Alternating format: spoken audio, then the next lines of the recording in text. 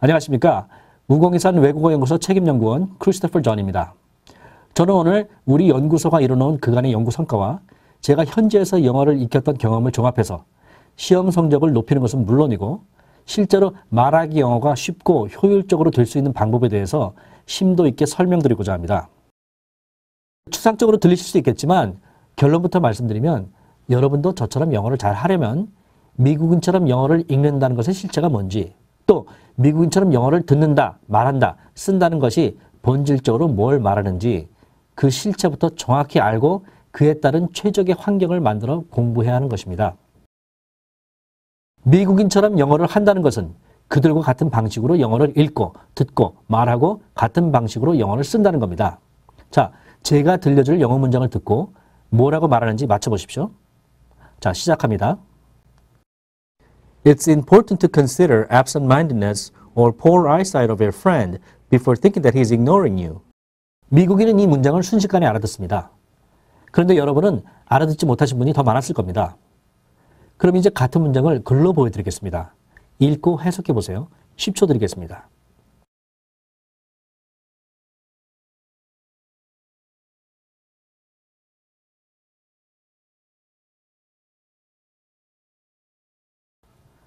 해석이 금방 되셨나요?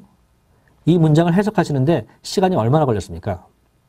영어에 익숙하지 못한 여러분은 읽는 즉시 해석이 안 되기 때문에 10초 만에 이렇게 사라져버리면 난감해집니다. 자, 그럼 이제 한국어 문장을 여러분께 똑같은 방식으로 들려드리겠습니다. 잘 들어보시고 무슨 말인지 맞춰보세요. 그 배우는 대장에 생긴 암과 싸우면서도 연기 지도에 여념이 없었다. 역사는 그를 참 스승이자 진정한 배우로 칭송할 것이다. 이해되셨나요? 당연히 여러분은 한 분도 빠짐없이 듣는 즉시 곧바로 이해했을 겁니다. 고작 7초 들었는데 말이죠. 자, 그럼 이제 방금 한 말을 읽어보십시오. 이번에도 들려드린 시간과 동일하게 7초만 드리겠습니다.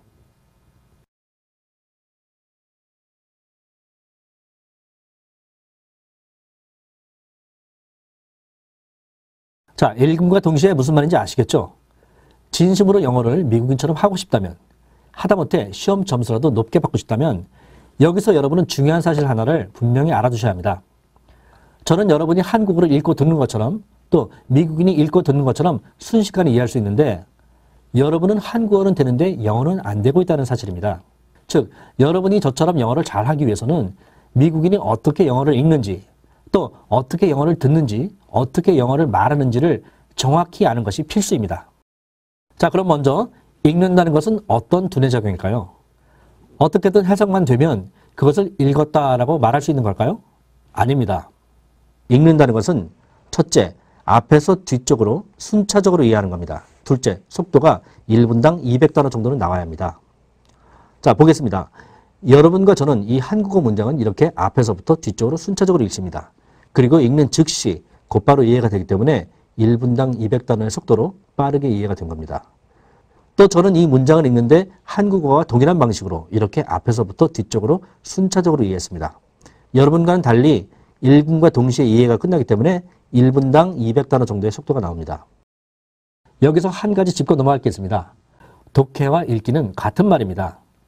독해란 읽어서 이해한다는 뜻인데 읽는 행위 자체가 이해를 수반하기 때문에 당연히 독해와 읽기는 같은 말입니다. 그런데도 국어 시간에는 읽기라는 말을 쓰는데 반해 유독 영어 시간에는 독해라는 말을 쓰는 것이 자연스럽게 느껴집니다. 이는 여러분이 한국어는 순차적으로 쭉 읽고 이해하는데 반해 영어는 암호를 해독하는 것처럼 이상하게 하고 있다는 거죠. 말하자면 한국어 읽기와는 뭔가 다르게 하고 있다는 것을 무의식적으로 느끼고 있기 때문에 읽기라는 말보다는 독해라는 말이 익숙해져 있는 겁니다. 그럼 이제 듣는다는 것의 실체가 뭔지도 알아볼까요? 듣기도 마찬가지입니다. 첫째, 앞에서 뒤쪽으로 순차적으로 이해하는 겁니다. 둘째, 속도가 1분당 200단어 정도로 빨라야 합니다. 물론 저는 한국어든 영어든 귀로 듣는 것과 동시에 빠르게 이해가 되기 때문에 정상적인 듣기를 하고 있습니다. 그런데 듣는다는 것은 상대가 말을 하고 나면 귓전에서 이렇게 사라져버리기 때문에 다시 돌아가서 해석하는 것이 불가능해져 버립니다. 이미 지나가 버린 내용에 대한 이해가 안 된 상태에서 귀에서 사라져버리니까 상대가 무슨 말을 하고 있는지 머릿속이 까맣게 돼버리는 거죠. 이렇게 허둥지둥 내용 파악을 못하고 있는 사이에 상대방은 또 다음 문장을 이렇게 정신없이 쏟아냅니다. 당연히 여러분은 지나간 말들이 무슨 말인지도 모르는 상황에서 새로운 문장들이 이렇게 빠르게 들려오면 결국 듣는 것 자체를 포기해버리게 되는 겁니다. 어떤 분들은 독해 위주의 교육 때문에 영어가 안 된다고도 하는데 이미 설명드렸듯이 단 한 번도 정상적인 독해를 교육받아 본 적이 없는데 이런 상황에서 독해 위주 교육 때문에 영어가 안 된 것이라고 한다면 글쎄요, 그건 아니라고 생각합니다. 결국 미국인처럼 영어를 잘하고 싶은데 안 되는 것은 한국어는 정상적인 방법으로 읽고 듣고 말하고 쓰고 있는데 영어는 단 한 번도 그렇게 되도록 공부를 해본 적이 아직까지는 없었기 때문입니다. 그렇다면 여러분은 이제 무엇을 하면 될까요? 또 무턱대고 원어민 교사를 찾고 영양사전을 사고 유명 입시학원을 찾고 문법책을 하나 더 사고 그래야 할까요? 아니죠. 그러기 전에 안 되는 이유를 알아내야죠.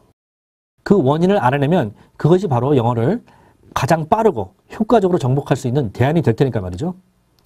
그러면 그 이유와 원인은 어떻게 찾으면 될까요? 의외로 간단합니다. 여러분도 한국어는 잘 되고 있습니다. 따라서 한국어가 잘 되는 이유를 찾아내면 됩니다.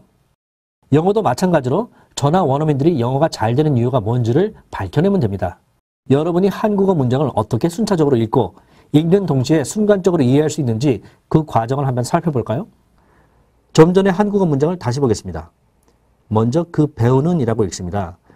여러분은 이 배우는 이라는 단어를 대할 때 연기자를 뜻하는 명사 배우에 주격조사 는이 붙는 것이라고 바로바로 이해합니다. 그러나 만약 여러분이 한국어를 처음 배우는 외국인이라고 한다면 이것을 연기자라는 뜻의 배우라고 맞게 생각할 수도 있겠지만 다른 한편으론 공부하다라는 뜻의 동사 배우다로 생각이 날 수 있습니다. 이렇게 된다면 외국인은 이 배우는 이라는 말이 곧바로 이해가 되지 못하고 머뭇거릴 수밖에 없기 때문에 다음 단어인 이 대장으로 곧장 옮겨갈 수가 없습니다. 그러나 한국인인 여러분은 이것을 공부하다라는 뜻의 배우는 이 아니라 연기자라는 뜻의 배우라고 보는 즉시 정확히 알 수 있습니다. 그 때문에 바로 다음 단어인 대장으로 금방 옮겨갈 수가 있습니다. 또 대장은 이렇게 무리의 우두머리라는 뜻의 대장이 있는가 하면 큰 창자라는 뜻의 대장, 그리고 기록장부라는 뜻의 대장이 있습니다만 오직 큰 창자라는 대장만으로 보여지기 때문에 지체 없이 다음 단어로 곧장 옮겨갈 수가 있습니다. 마찬가지로 이 암이라는 단어도 이 암의 다른 동음이어인 암자라는 뜻의 암이나 바위라는 뜻의 암은 전혀 생각나지 않고 오로지 악성종양이라는 뜻의 암이라고만 생각나기 때문에 멈칫거리지 않고 다음 단어인 싸우다로 옮겨가게 됩니다. 즉 여러분은 이런 여러 단어가 나올 때 각각의 뜻을 단 하나의 뜻으로 순간적으로 특정할 수 있는 능력이 있기 때문에 빠른 속도로 읽음과 동시에 이해할 수 있는 겁니다.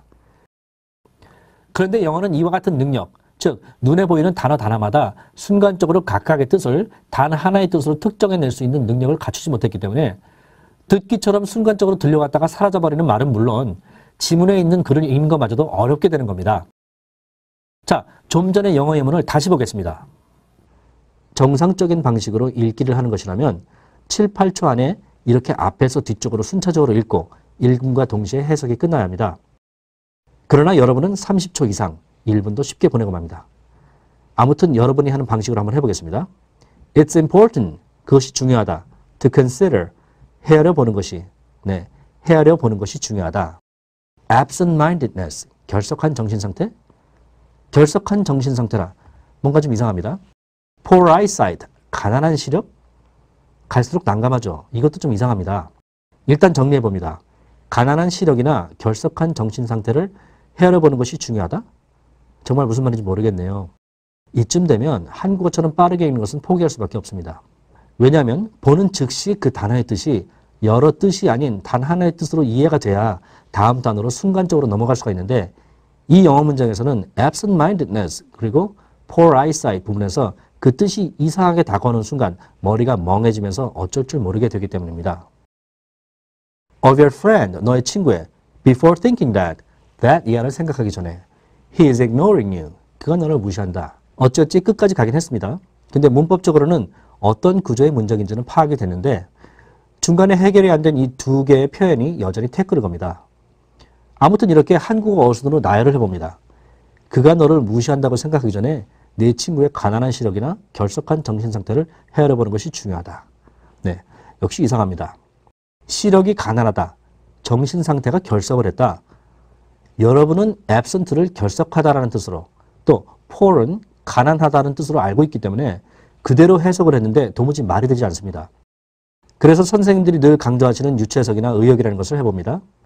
아, 시력이 가난하다는 말은 시력 상태가 안 좋다라는 말로 의역을 해보고, 정신 상태가 결석했다라는 것은 정신이 멍하게 나간 상태를 말한 것인가 보다라고 의역을 해서 이렇게 최종 정리를 해봅니다. 그렇게 짜 맞춰본 결과 그가 너를 무시한다고 생각하기 전에 내 친구의 나쁜 시력이나 멍한 정신 상태를 헤아려보는 것이 중요하다라는 이 결과를 내놓게 됩니다. 물론 끝내 해결을 못한 사람도 있게 마련이고요. 이렇게 고쳐놓으니까 말이 좀 되는 것 같습니다. 근데 문제는 설령 해석이 됐다 해도 직역했다가 다시 의역을 하다 보니까 시간이 너무 많이 흘러버립니다. 그래서 시험을 볼 땐 늘 시간에 쫓기게 되고, 더구나 순간적으로 들려왔다가 곧바로 사라져버리는 듣기 시험 시간에는 이미 들은 부분을 되짚어 볼 수가 없기 때문에 안타깝게도 손을 놔버릴 수가 없게 되는 겁니다. 이 문장에 쓰인 absent나 poor은 영어의 여러 동음이유 중 하나입니다. 즉 absent는 결석하다라는 뜻만이 아니라 결여된이라는 뜻으로도, 또 멍한이라는 뜻으로도 쓰입니다. 또 poor도 가난하다는 뜻으로, 불우하다는 뜻으로, 건강이 나쁘다는 뜻으로, 서툴고 어설프다는 뜻으로, 또 형편없다는 뜻으로 쓰입니다. 즉 여러분들은 absent나 poor이라는 단어가 나왔을 때 absent를 보는 즉시 멍한이라는 뜻으로 생각이 나지 않고 결석한이라는 뜻을 먼저 생각한 후에, 또는 그렇게 해야 한다는 강박관념을 가지고 접근한 다음에 멍한이라고 최종 해석을 합니다. 또 poor도 보는 즉시 건강이 나쁘다는 의미로 순간적으로 생각이 나야 되는데 가난하다라는 의미부터 생각이 나면서 또 의역을 해서 시력이 나쁘다라고 최종으로 해석을 합니다. 그러나 저는 보는 즉시 absent가 여러 뜻으로 쓰이는 동음 이역은 어떻건 여러 뜻 중에서 오로지 멍한이라는 뜻만 순간적으로 생각이 날 뿐 다른 뜻은 전혀 생각이 안 납니다. 그렇기 때문에 곧장 다음 단어인 mindedness로 옮겨가서 멍한 정신 상태라고 순식간에 이해를 합니다. 마찬가지로 poor도 보는 즉시 여러 뜻 중에서 오직 건강 상태가 나쁘다는 뜻만 순간적으로 생각이 날 뿐 poor의 다른 뜻은 전혀 생각이 나지 않기 때문에 전혀 헷갈리지 않고 다음 단어로 곧장 넘어갈 수가 있고 빠르게 전체 문장을 알아들을 수 있습니다. 즉 여러분은 absent나 poor의 뜻을 단 하나의 정확한 뜻으로 확정하지 못하고 머뭇거리고 또 이 뜻을 알기 위해서 이리저리 왔다 갔다 하면서 시간을 허비하는 데 비해서 저나 원어민은 순간적으로 딱 하나의 정확한 뜻으로 특정할 수 있는 능력이 있기 때문에 앞에서 뒤쪽으로 순차적으로 빠르게 읽을 수가 있는 겁니다. 여러분도 저와 마찬가지로 absent-mindedness에서 absent가 결석한이다 뭐다 하는 뜻이 아니라 오로지 멍한이라는 뜻으로 읽혀졌거나 poor eyesight에서도 poor이 가난한이다 뭐다 하는 다른 뜻이 아니라 오로지 상태가 나쁜이라는 뜻이 떠올랐다면 유추 해석이다 뭐다 하면서 시간 낭비를 하지 않고 단숨에 전체 내용에 대한 이해가 끝났을 겁니다. 하나만 더 보겠습니다. fair이라는 단어가 있습니다. 여러분은 이 단어의 뜻을 뭐라고 생각하십니까? 공평한이라고요? 틀린 말은 아닌 것 같네요. 그렇다고 맞는 말도 아닙니다. fair이라는 단어도 당연히 동음이어입니다. 즉 fair이 공평한, 맑게 갠, 박람회, 올바른, 상당한, 아름다운이라는 여러 뜻을 갖고 있는 게 아니라 글꼴과 발음만 같을 뿐 서로 다른 별개의 단어로서 공평한이라는 fair이 있고 맑게 갠이라는 fair, 박람회라는 fair, 올바른이라는 fair, 상당한이라는 fair, 또 아름다운이라는 fair이 있는 겁니다. 혹시 이들 fair이 같은 어원에서 분할되기로 했을까요? 뭐 그럴 수도 있겠습니다만 과거에 어떤 뜻으로부터 시작해서 현재 어떤 뜻으로 분할됐다 하더라도 지금 다른 뜻으로 쓰이고 있다면 결국 이들은 서로 다른 별개의 단어입니다. 여러분들은 잘못된 고정관념을 가지고 있기 때문에 fair이라는 단어가 보이면 우선 공평한이 생각날지 모르지만 저나 원어민은 이 문장에서는 맑게 갠이라는 뜻만, 이 문장에서는 박람회라는 뜻만, 또 여기서는 상당한이라는 뜻만, 그리고 이 문장에서는 아름다운이라는 뜻만 생각이 날 뿐 다른 뜻은 전혀 떠오르지 않습니다. 또 떠올릴 생각도 하지 않습니다. 이처럼 저는 하나의 단어가 아무리 많은 뜻을 가지고 있다고 해도 보는 순간에 있어서는 오직 단 하나의 뜻만으로 이해가 되기 때문에 다시 말해서 이들 각각의 문장에 나온 각각의 fair를 정확하게 단 하나의 뜻으로 특정해낼 수 있는 능력을 갖췄기 때문에 문장을 이리저리 헤집고 다니지 않고 곧장 문장의 가장 앞에서 읽기 시작해서 문장의 끝으로 순차적으로 빠르게 읽어 내려갈 수 있는 겁니다. 중고등학교 때 배워야 할 fair의 뜻을 공부할 때도 이렇게 갑갑한데 이렇게 더 다양한 뜻으로 쓰이는 토익 시험 때는 머리가 더욱 지끈지끈해질 수밖에 없는 겁니다. 따라서 한국어를 읽는 그 방식 그대로 영어를 읽기 위해서는 예컨대 이 fair이라는 단어를 보게 되면은 그 뜻이 몇 개가 됐건 이렇게 딱 하나만의 뜻으로 순식간에 떠오를 수 있도록 하는 그런 능력을 길러야 합니다. 상식적으로 생각해 보시기 바랍니다. 이렇게 단일한 하나의 뜻만 생각나도록 공부하는 것과 그와 반대로 이렇게 먼저 fear은 이런저러한 뜻이 있다는 생각이 들고 나서 이 다음에 이들 중에서 하나를 선택하도록 학습하는 것 중 어떤 것이 읽음과 동시에 순간적으로 해석이 이루어지는데 이롭겠습니까? 자, 이쯤에서 직역과 의역이라는 것에 대해 잠깐 살펴보겠습니다. 여러분은 영어 해석을 할 때는 의례 직역을 한 다음에 다시 의역을 합니다. 그러나 세상에 어떤 언어든 의역이라는 것은 존재하지 않습니다. 한국어를 읽을 때 직역한 후에 의역을 합니까?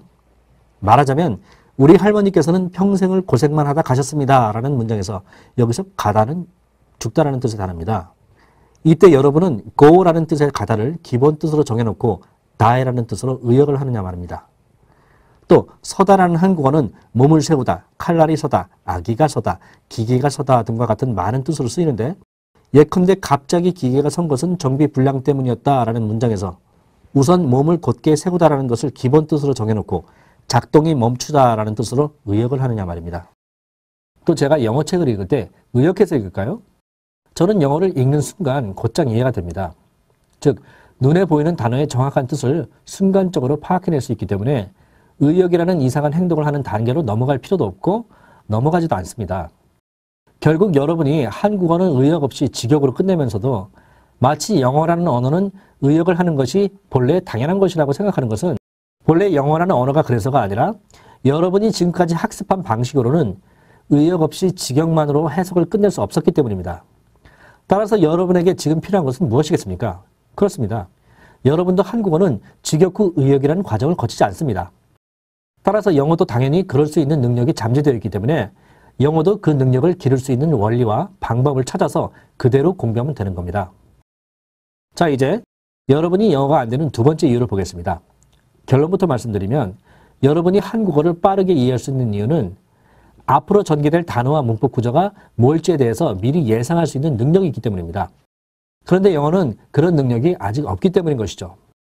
예컨대 한국말이 서투른 외국인이 이렇게 말을 걸어왔다고 합시다. 수박 찰나 먹게 과도 좀 주실래요? 이 외국인은 잘라를 찰나라고 말했고 과도를 콰도라고 잘못 발음했습니다.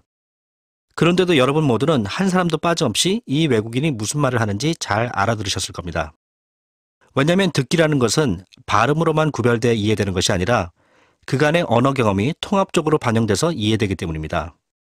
여러분은 이 문장에 있는 수박이라는 단어가 자르다, 먹다, 과도, 둥글다, 달다, 빨갛다 등 이와 같은 단어들과 짝을 이루어 사용된다는 사실을 이미 잘 알고 있습니다. 그렇기 때문에 설령 발음이 좀 틀리게 들려도 이 수박 뒤에 들려올 단어가 무엇인지 순간적으로 예상할 수 있는 것입니다. 말하자면 한국어 단어가 수십만 개가 있어도 이 수박 뒤에 좌절, 굴뚝, 승진, 연탄, 우산 이런 단어가 올 가능성은 희박합니다. 즉, 이 수박이라는 단어와 어울려 쓰이는 단어가 고작 얼마 안 되기 때문에 뒤에 올 단어도 쉽게 예상이 되는 겁니다. 더군다나 이 문장에서 첫 마디인 수박만이 아니라 이렇게 수박 잘라 먹게까지 들려온다면 이렇게 수박이라는 단어 하나만 들려왔을 때보다 그 뒤에 따라 나올 수 있는 단어의 수가 기하급수적으로 더욱 급격히 줄어버리기 때문에 문장의 끝으로 갈수록 뒤따라올 단어가 더욱 쉽게 예상됩니다. 이상에서의 설명을 정리하면 여러분이 한국어를 읽고 듣는 데 있어서 순차적으로 그리고 읽는 즉시 모든 단어의 뜻을 하나하나 단일한 뜻으로 정확히 이해할 수 있고 그 속도가 1분당 200단어 이상으로 순식간에 가능할 수 있는 이유는 직역 후 의역을 하는 식의 이상하고 불필요한 행동 없이 직역만으로 끝낼 수 있는 능력이 있기 때문입니다. 또 뒤따라올 단어가 어떤 것일지 그리고 어떤 문법적 구조로 전개될지를 미리 예상할 수 있는 능력이 있기 때문입니다. 그런데 영어는 그런 능력이 아직 없는 것입니다. 그리고 이것을 단 한마디로 정리하면 그것은 바로 한국어는 어휘력이 제대로 형성되어 있는 데 반해서 영어는 어휘력이 전혀 길러져 있지 않기 때문인 것입니다. 따라서 영어를 정복하기 위해서는 발음 관련 책이나 문법 이론서 같은 것이 아니라 어휘, 즉 단어를 제대로 익힐 수 있도록 구성된 교재를 활용하는 것이 본질적인 해결책이라는 것은 이견이 있을 수 없습니다. 그러나 주의하십시오. 자, 질문 드리겠습니다. 영어 어휘력을 완성하는 것이 영어 정복의 본질이라고 했습니다. 그렇다면 어휘력이란 과연 무엇일까요? 어휘력이란 단순화시켜서 말씀드리자면 단어를 잘 아는 겁니다. 영어 단어 많이 외웠다고요? 그래서 잘 아신다고요? 글쎄요, 여러분이 진정으로 영어 단어를 잘 알고 있을까요? 자, 여러분에게 익숙한 fine이라는 단어를 예를 들어 봅시다. 이 단어의 뜻은 뭘까요? 자, fine의 뜻은 이렇게 무수히 많습니다만 수능 시험 범위에 나올 만한 것만 몇 개 보도록 하겠습니다. fine은 좋은, 훌륭한, 날씨가 맑은, 가느다란, 고급의, 정교한, 벌금. 네, 이런 식의 뜻을 갖고 있습니다. 이렇게 외우고 있으면 fine이라는 단어를 알고 있는 것일까요? 어휘력이란 그 단어가 가지고 있는 뜻만을 아는 것이 아닙니다.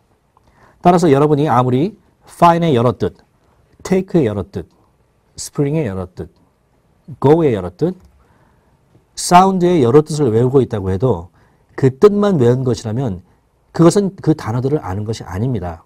따라서 어휘력이 있다고 말할 수 없습니다. 즉, 제게 형성되어 있는 영어 어휘력 또는 여러분에게 형성되어 있는 한국어 어휘력이란 어떤 단어에 대한 뜻만이 아니라 그 단어가 어떤 주변 단어와 짝을 이뤄서 어울려 사용되고 또 주변 단어와 어울려 사용될 때 서로 어떤 순서로 문장에서 놓이고 한국어의 경우에는 조사, 그리고 영어의 경우에는 전치사와 같은 문법적인 역할을 담당해주는 기능어의 도움을 어떻게 받는지 등의 그 단어에 내재된 쓰임 정보까지를 모두 익혀둔 상태가 되었을 때 나는 어떤 단어에 대한 어휘력을 갖췄다라고 말할 수 있는 겁니다.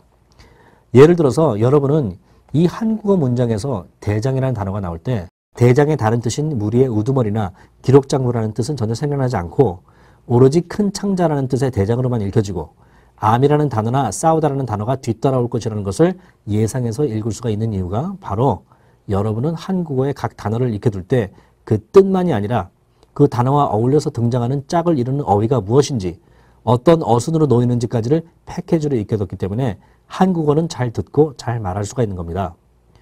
그러나 영어에 있어서는 이 fine의 여러 뜻을 몽땅 외웠다고 해도 여러분의 눈앞에 이 fine이 나타났을 때 그 여러 뜻 중에서 그 문장에 쓰인 단 하나의 유일한 뜻으로 순간적으로 이해되지 않고 외울 때 맨 처음 알게 된 뜻인 좋은이나 훌륭한이라는 뜻만 생각이 난다거나 이 fine 뒤에 뒤따라올 단어가 어떤 단어일지를 예상할 수 없다면 아쉽지만 여러분에게는 fine에 대한 어휘력이 형성되어 있다고 말할 수가 없는 겁니다.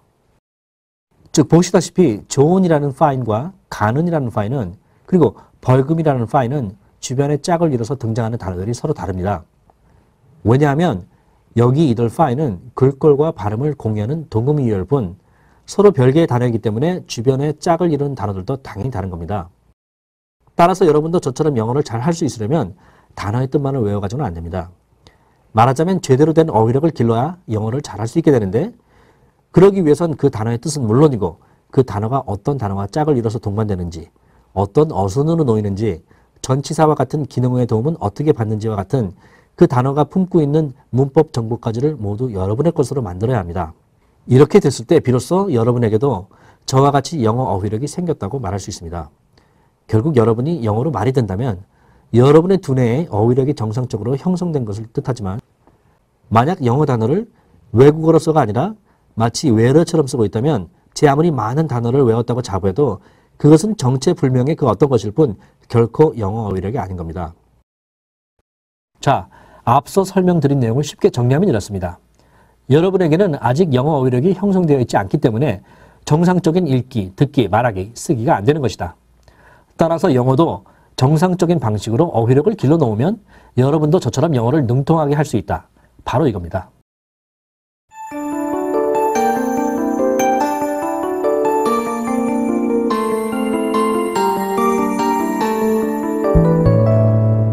그러면 영어 어휘력은 어떻게 하면 길러질까요? 우리 한국어도 앞에서 본 영어 absent, poor, spring, sound, fair, fine 등과 마찬가지로 아주 많은 단어들이 글꼴과 발음만 같을 뿐 서로 별개의 단어인 동음이어로 쓰입니다. 그 예를 간단히 살펴보면 이렇습니다. 먼저 기본 동사라 불리는 단어들부터 몇 개만 볼까요? 어떤 내용인지 잠시 시간을 드릴 테니까 읽어보시기 바랍니다. 자, 타다라는 동사입니다. 서다라는 동사입니다. 쓰다라는 동사입니다. 들다라는 동사입니다. 지다라는 동사입니다. 이외에도 잘 아시다시피 가다, 되다, 보다, 놓다, 봤다, 오다, 먹다, 놀다, 오르다 등등 이렇게 기본 동사를 대략 뽑아봐도 100개 정도는 금방 예를 들 수가 있습니다. 이처럼 한국어도 영어와 마찬가지로 글꼴과 발음을 공유하는 동음이어가 매우 많습니다. 그런데도 불구하고 여러분 모두는 이런 단어들이 문장에서 보여질 때 여러 뜻이 아닌 단 하나의 뜻으로 정확히 구분해서 이해할 수 있을 뿐더러 뒤따라올 단어가 무엇일지까지도 예상할 수 있는 어휘력을 가지고 있는 겁니다. 그렇다면 이런 한국어 어휘력은 어떻게 길러졌을까요? 그 원리는 여러분이 한국어를 익혔던 어렸을 때의 기억을 되짚어보면 그것이 바로 답입니다. 여러분이 지금 영어 단어를 외우는 방식처럼 한꺼번에 모아놓고 묶어서 외웠습니까? 절대 아니죠. 그럼 어떻게 했기에 한국어 어휘력이 아주 잘 길러졌을까요? 그것은 바로 각각의 단어들을 그 단어들이 실제로 쓰여지는 각각의 상황에서 각각 개별적으로 따로따로 익혔기 때문입니다. 자, 앞서 살펴본 한국어 타다도 매우 다양한 뜻으로 쓰이는데 이 단어에 대한 어휘력이 어떻게 길러졌는지부터 알아봅시다. 여러분이 잘 익혀서 사용하고 있는 타다의 뜻은 크게 구분해도 30개 정도입니다. 물론 여러분은 이 30개의 뜻을 모두 잘 알고 있고 매우 잘 활용하고 있습니다. 즉, 이 30개의 타다에 대한 어휘력이 여러분에게 잘 길러져 있는 겁니다. 그러면 여러분은 이 타다를 어떻게 익혔을까요? 하나의 단어에 여러 뜻이 있는 것으로 취급해서 이런 식으로 몽땅 묶어서 외웠을까요? 절대 그렇게 하지 않았다는 걸 잘 아시죠? 자, 여러분들께 이들 타다가 익혀지고 이 각각의 타다에 대한 어휘력이 두뇌에 자리 잡게 된 과정을 일반화시켜서 말씀드리면 이렇습니다. 먼저 승차하다라는 타다는 여러분이 유치원 다닐 때 노랑버스를 타면서 배웠을 겁니다. 민수야, 버스 타고 유치원 가자, 이렇게요. 또 연소하다라는 타다는 친구와 놀다가 배웠을 것 같네요. 민수야, 우리 쥐불놀이 하자. 싫어, 옷 타면 어떡해? 또 가루를 섞다라는 타다는 엄마와 아빠의 대화를 통해서 배웠겠네요. 여보, 민수 분유 좀 타주세요. 또 연주하다라는 타다는 TV 드라마를 보면서 배웠을 수도 있었겠고요. 대감, 황진이의 가야금 타는 솜씨는 단연 조선 최고입니다. 물론 명사의 경우도 마찬가지입니다. 여러분은 대장이라는 단어를 이렇게 읽겠습니다. 먼저 무리의 우두머리를 뜻하는 대장이라는 단어는 친구들과 놀이를 하는 과정에서 배웠을 겁니다. 야, 왜 맨날 너만 대장하는 거야? 또 큰 창자를 뜻하는 대장은 엄마가 요구르트를 사주실 때 하신 말씀으로 배웠지 않았을까요? 민수야, 유산균 음료를 마시면 대장이 튼튼해진단다. 그리고 기록장부를 뜻하는 대장은 아빠를 따라서 시청이나 구청에 들렸을 때 배웠을 수 있었겠네요. 수고하십니다. 토지 대장 한번 떼어주시겠어요? 네, 이렇게 말이죠. 대장이라는 여러 뜻을 몽땅 묶어서 외우지 않았음이 명백하죠. 즉, 이 대장은 아침에 놀이터에서 익혔다면 이 대장은 점심때 부엌에서 익혔고 또 이 대장은 어느 날 늦은 오후에 구청에서 익혔을 겁니다. 결국 각각 별개의 시간에 또 별개의 장소에서 따로따로 이들 대장이라는 단어에 대한 어휘력이 길러진 겁니다. 자, 그렇다면 영어 어휘력은 또 어떻게 길러졌을까요? 마찬가지입니다. 미국으로 이민을 간 저나 미국에서 태어난 사람도 여러분이 한국어 어휘력을 쌓는 방법 그대로 동일하게 익혀진 것입니다. 따라서 여러분이 영어 어휘력을 기르는 방법도 제가 미국에서 생활하면서 어휘력이 길러졌던 그 방법 그대로 하시면 됩니다. 구체적으로 예를 들어볼까요? 먼저 미국인 아이가 fair이라는 단어의 여러 뜻을 알게 된 과정을 살펴봅시다. fair은 수능 시험을 보기 위해서 알아둬야 할 뜻이 6개 정도고 토익 시험을 보기 위해서는 총 11개 정도의 뜻을 알아야 합니다. 물론 미국인들은 이들 뜻을 모두 잘 구분해서 사용합니다. 어떻게 익혔기 때문일까요? 당연합니다. 여러분이 한국어 타다나 대장을 익힐 때와 똑같은 방식으로 익힌 겁니다. 물론 제가 이민을 가서 익힌 방법도 당연히 이 방식이었습니다. 시간 관계상 몇 가지만 살펴보도록 하겠습니다. 여기 공평한이라는 뜻을 가진 fair은 흙놀이를 하다가 친구의 불만 섞인 말을 듣고 배웠을 수 있겠네요. Give me a fair chance too. 내게도 공평한 기회를 줘. 또 박람회라는 뜻의 fair은 아빠와의 대화를 통해서 배웠지 않았을까요?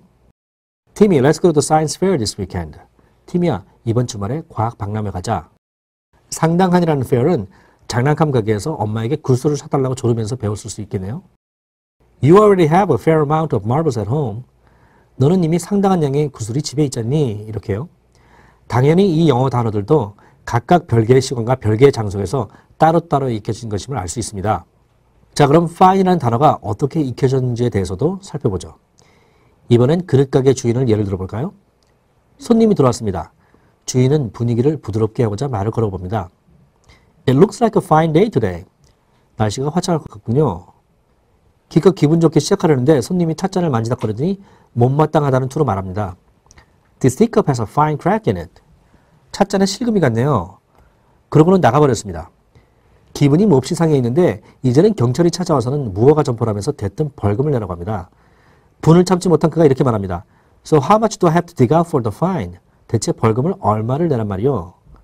이 짧은 대화에서는 서로 다른 뜻의 fine이 3개 사용됐습니다. 무엇인지 아시겠어요? 네, 그렇습니다. 화창한이라는 뜻의 fine과 가느다란이라는 fine과 벌금이라는 fine, 이렇게 3가지가 바로 그겁니다. 마치 여러분들이 서로 대화를 할 때 수정아, 너 우리 영화반에 들어올래? 정말 좋아.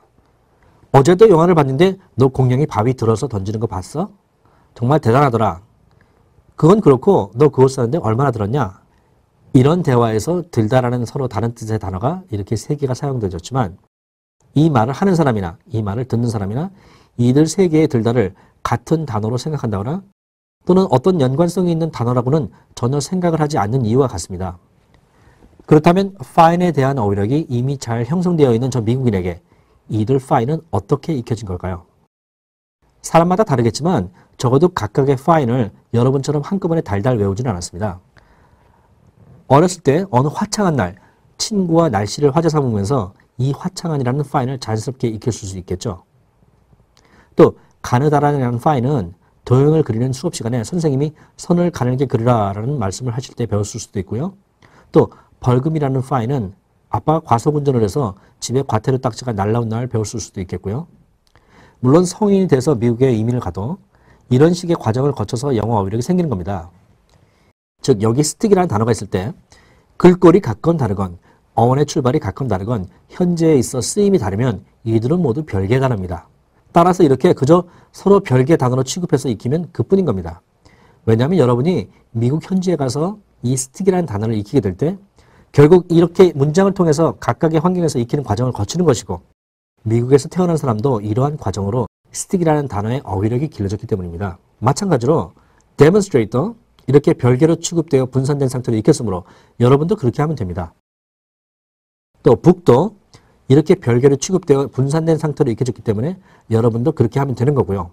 즉 영어 어휘력도 한국어 어휘력과 마찬가지로 미국에서 태어나서 영어를 배우든 한국에서 태어났지만 저처럼 미국에 이민을 가서 영어를 배우든 결국 이렇게 시간과 공간을 달리한 각각의 불규칙적 상황에서 인간의 두뇌에 쉽게 자리 잡게 되는 겁니다.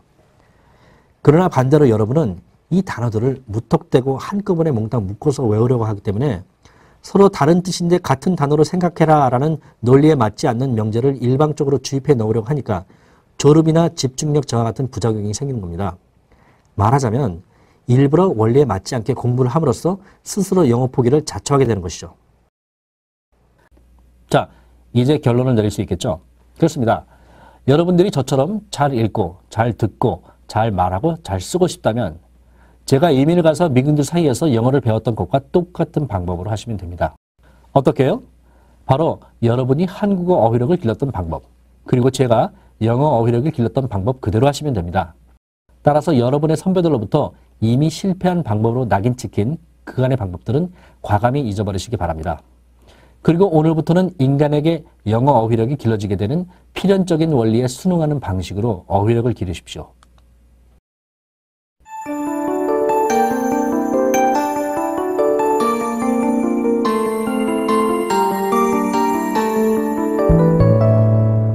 자, 이제부터는 여러분에게 어휘력이 길러지게 하는 방법에 대하여 우리 연구소가 개발한 교재인 영어 탈피 수능편의 구성 내용을 예로 들어가면서 구체적으로 설명드리도록 하겠습니다. 우리 영어 탈피는 당연히 앞서 설명드린 원리를 충실하게 반영하여 맞춤으로 만들어졌습니다. 그리고 우리 영어 탈피는 특허법과 저작권법에 의해 보호를 받고 있습니다. 우선 우리 영어 탈피의 가장 중요한 특징 3가지를 소개하겠습니다. 첫째, 모든 표제에 대한 뜻은 일관되게 단 하나만 수록했습니다. 앞서 모든 단어는 단 하나의 유일한 뜻만을 가질 뿐 절대로 복수의 뜻을 가질 수 없다고 말씀드렸습니다. 빌이라는 단어가 있다면 이 빌에 청구서, 법안, 전단지, 집회, 세의 불이라는 여러 뜻이 있는 것이 아니라 청구서라는 빌, 법안이라는 빌, 전단지라는 빌, 집회라는 빌, 세의 불이라는 빌이 각각 별개의 단어로 존재하는 겁니다. 따라서 우리 영어 탈피 수능편에서는 여러분이 수능시험 범위에서 꼭 알아둬야 할 단어를 수록함에 있어서 기존 책들이 하나의 단어에 여러 뜻이 있는 것처럼 모든 뜻을 묶어서 수록한 것과는 달리 모든 표제의 단 하나의 뜻만을 수록해드렸습니다. 기존 책들은 이렇게 스펠, 철자를 말하다, 맞춤법에 따라서다, 한동안, 주문 이렇게 하나의 스펠에 여러 뜻이 있는 것인 양 기재하고 있다면 우리 교재는 보시는 바와 같이 이 스펠의 뜻으로 철자를 말하다 라는 단 하나만의 뜻을 기재하고 있습니다. 또 기존 책들은 이렇게 빌의 뜻으로 청구서, 법안, 전단지, 집회, 세부리라고 한꺼번에 기재하고 있는 데 반해서 우리 영어 탈피에는 여기서도 마찬가지로 이 빌에 대해서 단순히 청구서라는 단 하나의 뜻만을 기재하고 있습니다. 하나만 더 보겠습니다. 기존 책들은 이렇게 fair의 뜻으로 fair, 공정한, 맑게 갠, 박람회, 상당한, 아름다운, 올바른이라고 기재하고 있지만 우리 영어 탈피에는 이렇게 공정한이라고 단일한 뜻만 기재하고 있습니다. 즉 수록된 모든 표제에 대한 뜻을 일관되게 딱 하나만 기재한 것이 첫 번째 특징입니다. 여러분은 모두 이렇게 종례의 책으로 단어를 외워보셨을 겁니다. 어떤 일이 생기는가요? 그렇습니다. 100이면 100 외울 때 헷갈렸을 겁니다. 물론 잘 외워지지도 않았고요. 외웠다 해봤자 고작 가장 앞에 나온 뜻만 기억났을 겁니다. 또 집중력이 심각하게 떨어지고 곧 졸음이 몰려왔을 겁니다. 하나의 단어는 뜻이 절대로 2개 이상일 수 없는데도 불구하고 이렇게 여러 뜻이 있다는 식의 비논리적인 내용을 억지로 주입하려고 하기 때문에 부작용이 생기는 겁니다.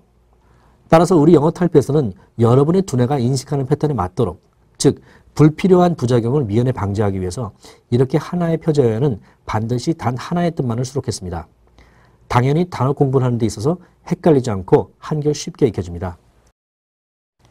자, 둘째, 우리 영어 탈피에는 여러분이 절대로 해서는 안 되는 것을 하지 않을 수 있도록 구성했습니다. 즉, 수많은 영어 도우미어들을 한꺼번에 묶어서 외우는 우를 범하지 않도록 각각의 표제어를 불규칙적으로 분산 배치했습니다. 앞서 하나의 표제어에는 단일한 하나의 뜻만 표시했다고 했습니다. 그런데 수능 시험을 치르기 위해서는 여러 개의 뜻을 알아야 합니다.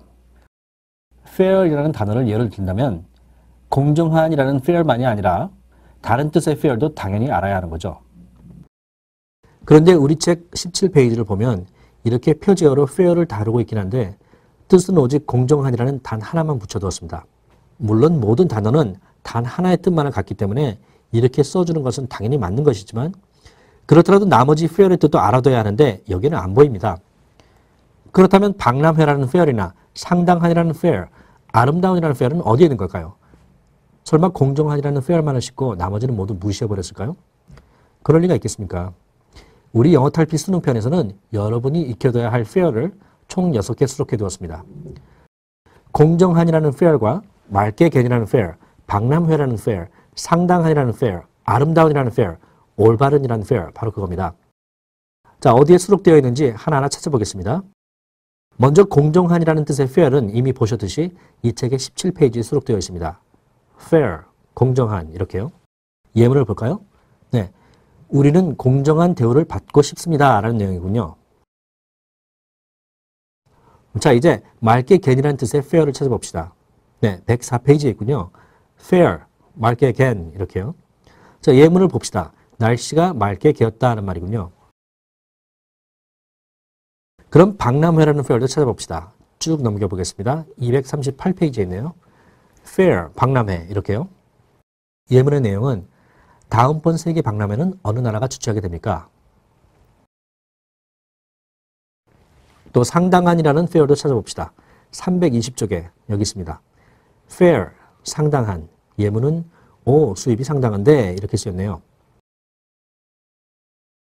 자, 아름다운이라는 fair은 어디에 있을까요? 네, 531페이지에 있습니다. fair, 아름다운 이렇게요. 정말 아름다운 손이로군. 이 단어를 공부하면서 앞서 17페이지에서 봤던 공정한이라는 fair이나 또 다른 페이지에서 봤던 맑게 갠이나 상당한이라는 fair를 떠올릴 필요는 없겠죠. 어차피 철자만 같이 쓰는 단어일 뿐이니까 말이죠. 이제 여러분이 자주 듣는 스트라이크는 또 어떻게 수록되었는지 살펴보겠습니다. 물론 이 단어 또한 제가 미국에서 영어를 익혔던 환경과 같도록 책 속 어딘가에 불규칙적으로 분산 수록시켜 두었습니다. 여러분이 수능 과정에서 알아둬야 할 스트라이크의 뜻은 총 6개 정도입니다. 이 중에서 몇 개만 찾아서 어디에 어떻게 수록되어 있는지 살펴보겠습니다. 자, 파업을 하다라는 스트라이크는 21페이지이군요. 스트라이크, 파업을 하다 이렇게요. 예문은 당연히 파업을 하다라는 스트라이크에 대한 문장이 붙여져 있습니다. 노동자들은 임금 인상을 요구하며 파업을 했다. 또 때리다라는 스트라이크는 432페이지에 있습니다. 스트라이크, 때리다 이렇게요. 전경들이 폭도들을 곤봉으로 때렸다.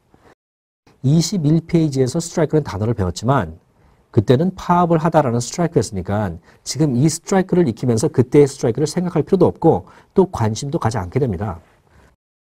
자, 하나만 더 보도록 하겠습니다. 수능 시험을 위해서는 raise의 뜻을 이렇게 12개 정도는 알아둬야 합니다.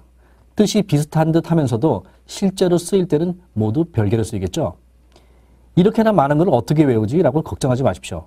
여러분이 타다나 가다와 같은 단어의 수많은 뜻을 알고 있듯이 저는 여기 있는 raise 말고도 훨씬 더 많은 뜻의 raise를 알고 있습니다. 다시 말씀드리지만 그동안에는 익히는 방법이 잘못돼서 그런 것이지 단어의 뜻이 여러 개여서 외우기가 어려웠던 것이 아닙니다.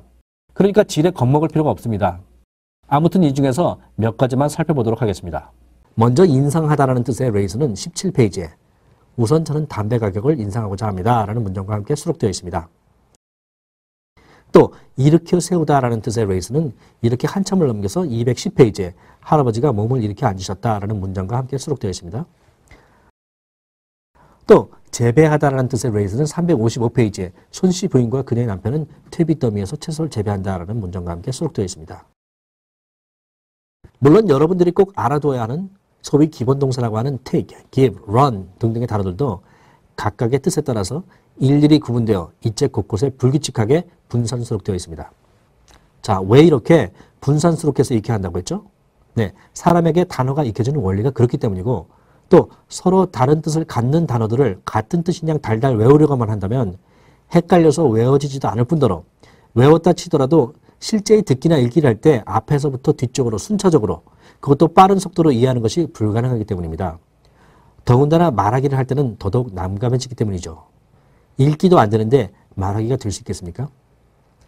만약에 외국인이 한국어 타다라는 동사를 익힌다고 했을 때 승차하다라는 타다, 연소하다라는 타다,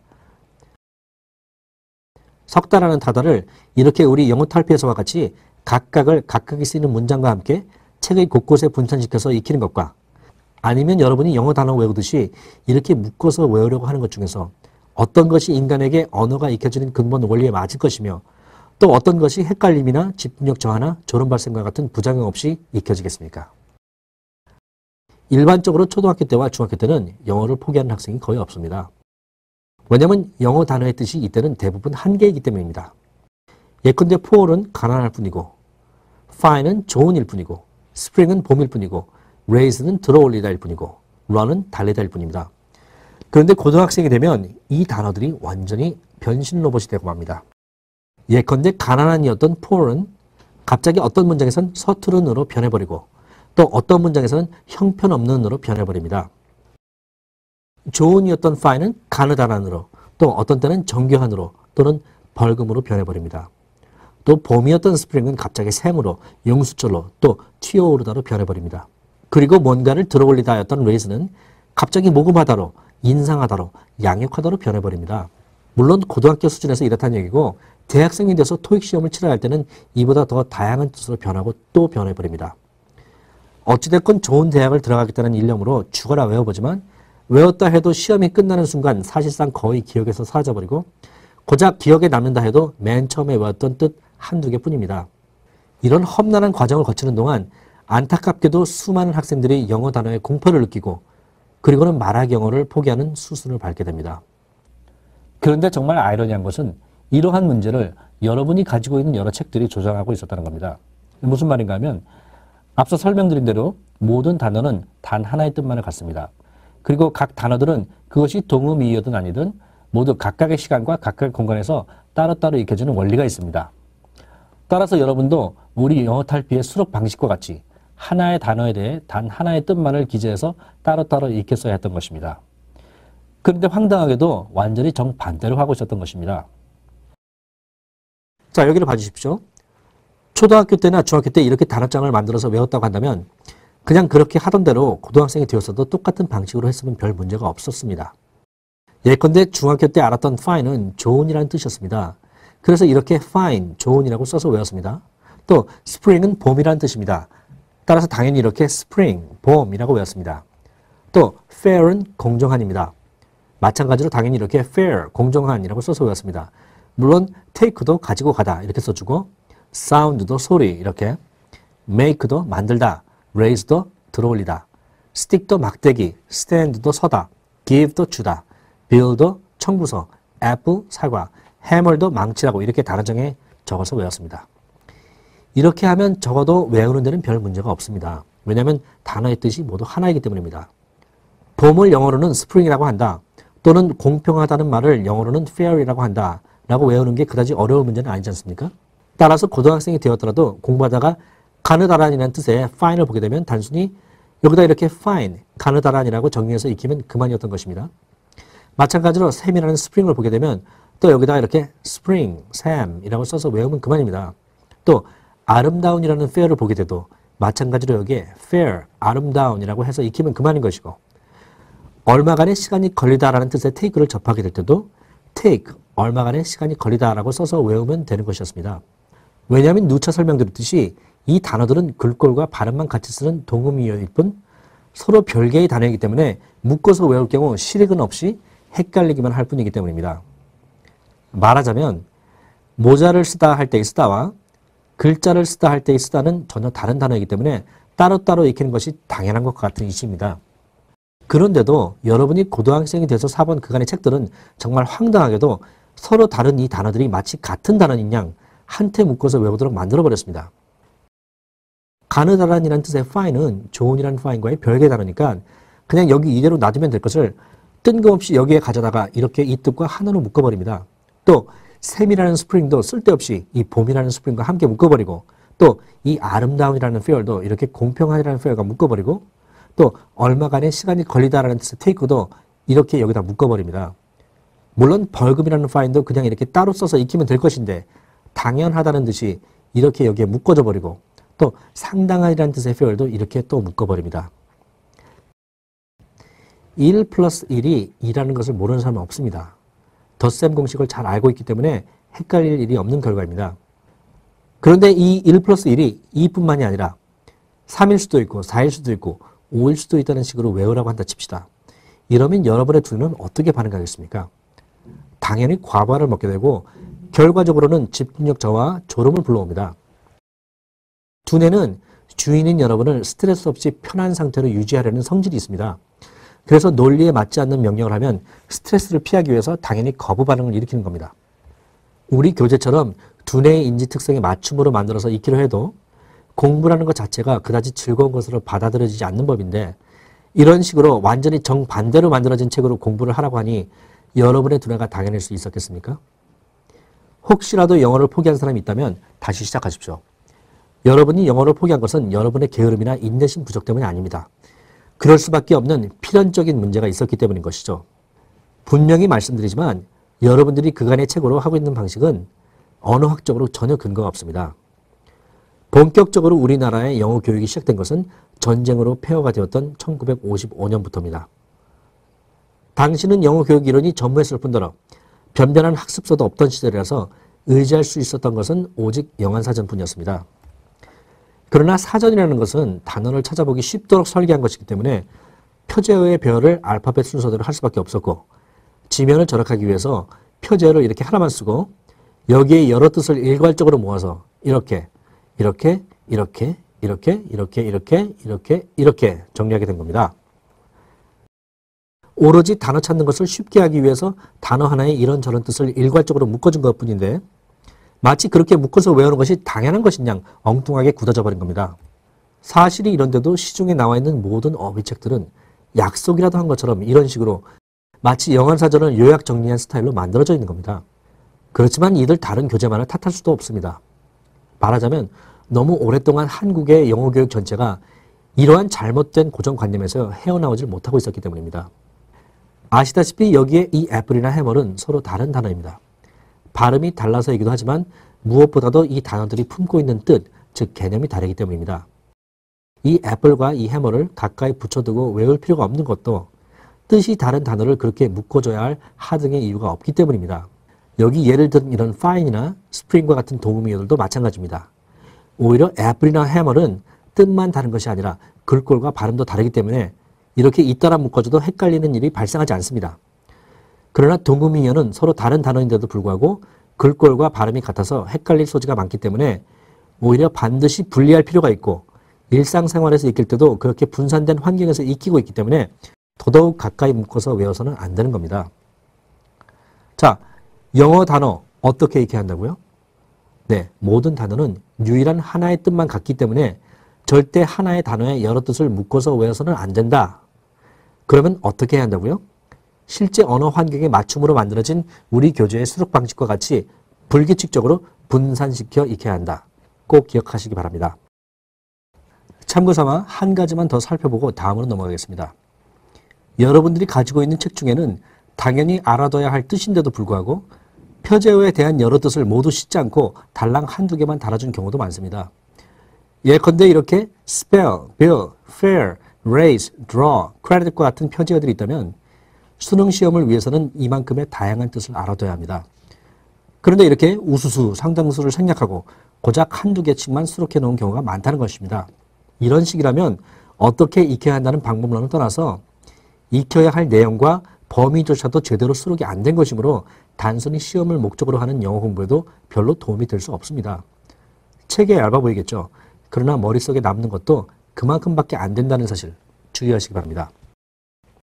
자, 셋째, 우리 영어 탈피는 영어 어휘력을 기르기 위해서 반드시 해야 하는 것을 자연스럽게 할 수 있도록 구성했습니다.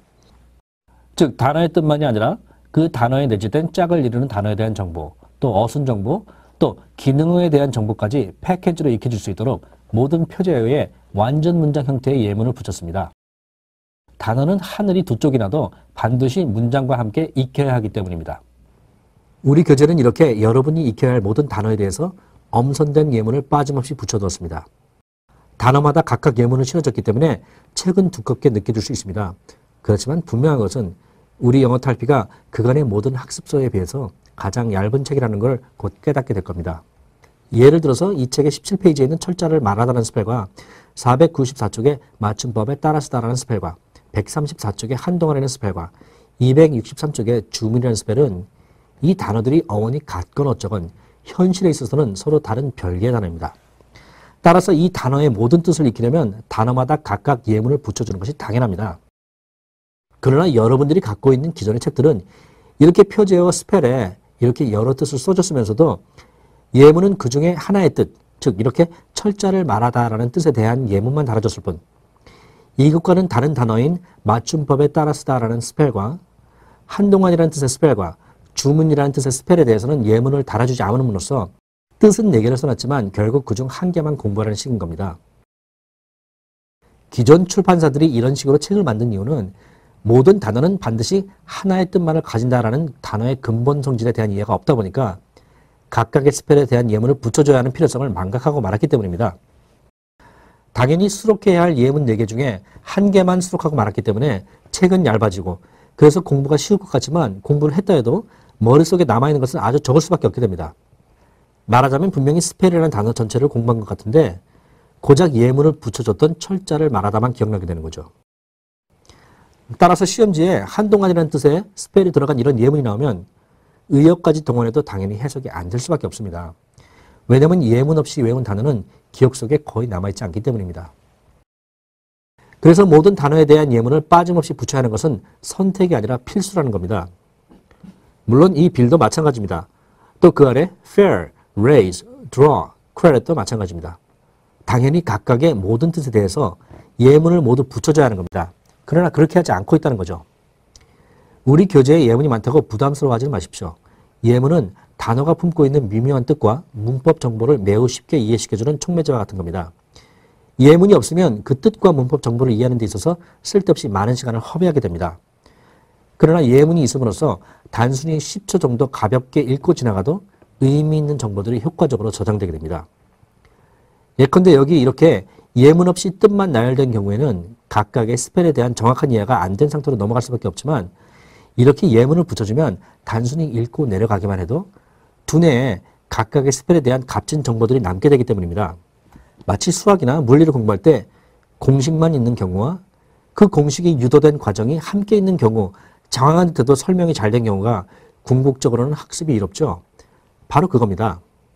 이렇게 똑같은 범위를 익혀야 할 경우 당연히 오른쪽처럼 예문과 함께 보여지는 것이 학습 효율이 훨씬 좋습니다.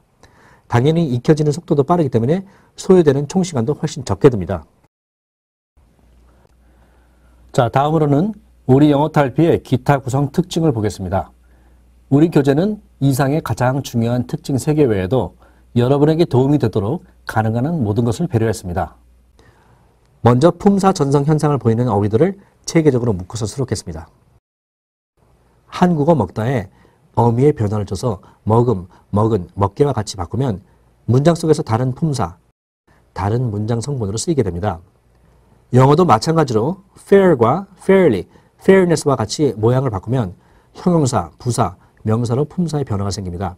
특히 영어의 경우에는 글꼴과 발음은 변화를 주지 않고 이렇게 문장에서 놓이는 위치만 변화를 줘도 품사가 달라집니다. 이와 같이 하나의 단어가 글꼴이나 어순의 변화에 따라 그 문법적 쓰임이 달라지는 현상을 품사 전성이라고 합니다. 우리는 한국어를 익힐 때 느끼다를 느낌, 느끼는, 느끼게와 같이 고쳐 쓰는 훈련을 함으로써 어휘력과 문법 능력을 키웠습니다. 이처럼 품사 전성 현상을 이용해서 어휘력과 문장 구사력을 확대하는 것은 외국어를 익히는 데도 매우 효과적입니다. 따라서 우리 영어 탈피는 이렇게 어미의 변화를 줘서 품사 전성을 하는 fair를 이렇게 fair, 공정한, fairly, 공정하게, fairness, 공정과 같이 체계적으로 묶어서 수록했습니다. 또 다음 페이지로 넘어가게 되면 그림을 그리다라는 이 draw도 마찬가지로 이렇게 drawing과 같이 체계적으로 묶어서 수록했습니다. 또 영어는 글꼴의 변화 없이 문장 속에 놓이는 위치 변화만으로 품사가 달라지는 경우가 많습니다. 이 책 20페이지는 환영이라는 의미의 welcome이 수록되어 있는데 이 경우에는 보시다시피 명사, 동사, 형용사가 똑같은 철자로 쓰이고 있음을 알 수 있습니다. 이런 품사 전성 현상을 통해서는 글자 모양이 이렇게 똑같아도 명사로 쓰일 때는 welcome이 fantastic 같은 형용사 뒤에 놓이고 동사로 쓰일 때는 주어 he와 목적어 me 사이에 놓이며 형용사 쓰일 때는 이런 위치에 놓인다는 사실을 알게 됨으로써 영어 문법의 체계가 자연스럽게 자리 잡게 되는 효과가 있습니다. 또 다음 페이지의 address 같은 경우도 철자는 변화 없이 명사인 연설과 동사인 연설하다로 품사가 전성됨을 알 수 있습니다. 또 다음 페이지에 있는 decline의 경우에도 이와 같이 철자 변화 없이 품사 전성이 되는 경우입니다. 그리고 또 이 책은 파생어와 반의어 관계에 있는 표제들도 체계적으로 묶어 수록했습니다. 어휘력의 확장의 이런 것 중 또 하나가 파생어나 반대말을 유기적으로 결합시켜서 공부하는 방법입니다. 우리 영어 탈피는 해당되는 모든 어휘에 대해 이와 같은 특징을 반영해서 다음과 같이 수록했습니다. 파생어 관계에 있는 단어들의 수록 예를 보겠습니다. candle은 양초인데 어미의 변화를 줘서 이렇게 candlelight, 촛불과 candlestick, 촛대로 변화됨을 알 수 있습니다. 또 develop의 경우에는 개발하다라는 뜻인데 이 또한 어미가 변화돼서 개발자로 파생되었고 redevelopment 같은 경우에는 접두사 re가 붙음으로써 재개발이라는 의미로 파생되었음을 한눈에 알 수 있습니다. 마찬가지로 바로 아래 클래스는 학급이라는 의미인데 이렇게 묶어서 수록함으로써 교실과 급으로 파생된 것을 쉽게 알 수 있게 됩니다. 자, 다음으로는 반의어 관계에 있는 단어들에 대한 수록예입니다. 이 페이지에서 보시다시피 logic은 논리라는 뜻인데 어미의 변화를 줘서 논리적인 그리고 논리적으로 변화하는 것을 한눈에 알 수 있겠습니다. 아울러 접두사 ill이 붙음으로써 이렇게 비논리적인이라는 반대말로 변하는 것도 쉽게 알 수 있겠습니다. 또 여기서 able은 뭔가를 할 수 있는 이라는 뜻인데 여기에 접두사 on이 붙음으로써 뭔가를 할 수 없는 이라는 뜻으로 바뀌고 또 접두사 in이 붙음으로써도 이것도 마찬가지로 뭔가를 할 수 없음이라는 뜻으로 바뀐다는 사실을 알 수 있도록 했습니다. 또 접두사나 어미의 변화 없이 그 뜻 자체로 반대말의 관계에 있는 단어의 경우에도 서로 비교해서 익힐 수 있도록 가까이 배치해뒀습니다. 예컨대 죽다라는 die와 생존하다라는 live를 이렇게 위아래로 가까이 연달아 수록함으로써 서로 비교해서 익힐 수 있도록 했습니다. 참고로 어딘가에 거주하다라는 뜻의 live 같은 경우는 이 생존하다라는 live와 뉘앙스는 비슷해도 그 쓰임이 다른 별개의 단어이기 때문에 아주 멀리 이렇게 다른 페이지에 따로 수록해 줌으로써 그 차이를 명확하게 했습니다. 묶었을 때 이로운 것은 체계적으로 묶어줬고 묶어줄 경우 헷갈릴 뿐 실익이 없는 경우에는 명확히 분리해서 학습에 이롭게 한 겁니다. 또 우리 영어 탈피에서는 주제별로 관련성 있는 어휘들을 체계적으로 묶어줌으로써 어휘력이 쉽게 확장될 수 있게 했습니다. 예컨대 청혼, 결혼, 이혼 같은 것은 인생사에 있어 흔히 연관되어 나타나는 테마입니다. 즉 이런 단어들을 이렇게 청혼하다에서부터 시작해서 약혼, 결혼, 별거, 이혼하다와 같이 관련되는 단어들을 잇따라 수록함으로써 연관된 단어들을 부담 없이 익힐 수 있도록 했습니다. 마찬가지로 사칙 연산에 관계되는 어휘도 서로 비슷한 환경에서 볼 수 있습니다. 당연히 이와 같은 어휘들도 이렇게 더하기에서부터 시작해서 합계, 덧셈, 빼기, 곱하기, 제곱, 세제곱, 나누기에 이르기까지 서로 연관되는 단어를 연달아 정리함으로써 더욱 체계적으로 단어들을 익힐 수 있도록 했습니다. 또 사물의 상태를 나타내는 이와 같은 단어들도 이렇게 기체, 액체, 고체와 같이 체계적으로 수록함으로써 공부를 한결 쉽게 했습니다. 게다가 이 책은 고교생을 위한 수능편을 다룬 만큼 시험지에 나오는 지문에 대한 감각을 키우는 데 이롭도록 이렇게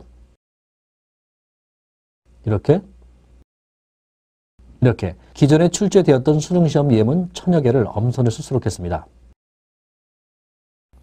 그리고 우리 영어탈피는 예문 해석을 하는 데 있어서 사전을 필요치 않게 구성했습니다. 다음과 같이 모든 예문과 해석문이 서로 1대1로 서로 대응되도록 색색의 밑줄로 표시를 해두었습니다. 예를 들어 이 문장에서는 century와 대응하는 세기를 이렇게 같은 색깔 밑줄로, 또 battleground와 전쟁터를 같은 회색 밑줄로, confronted과 대치하다를 같은 보라색 밑줄로, 그리고 socialism과 그 뜻에 해당하는 사회주의를 연두색의 밑줄로 표시를 해두었습니다. 이렇게 모든 예문에 표시를 함으로써 사전을 찾는 등의 불필요한 시간 낭비가 없게 됩니다. 모든 단어는 뜻뿐만 아니라 그 쓰임 정보까지 일체로 익혀야 하기 때문에 반드시 예문을 통해서 익혀야 합니다. 또 예문을 익히는 것이 술술 빠르게 이루어져야 학습에 있어서 스트레스가 적게 됩니다. 그러기 위해서는 우선 표제와 함께 등장하는 주변 어휘들에 대한 해석을 빠르게 할 수 있는 능력이 있어야 하는데 아직 여러분 중 상당수는 이들 주변 단어들에 대한 어휘력이 부족하기 때문에 이렇게 해석문을 달아줘도 곧바로 이해가 안 될 때가 있습니다. 예문 해석을 하는 과정에서 해석이 즉시 안 되는 경우가 생기면 사전을 찾거나 또는 해석문을 뚫어져라 쳐다보면서 시간을 낭비하지 마시고 곧장 색깔별로 대응시켜 놓은 밑줄을 통해서 손쉽게 내용을 이해한 후 다음 문장으로 진행하시기 바랍니다. 물론 실력이 좋아짐에 따라 밑줄의 도움이 필요 없어지면 이와 같이 책갈피를 이용해서 밑줄 부분을 이렇게 가리고 활용하시면 됩니다.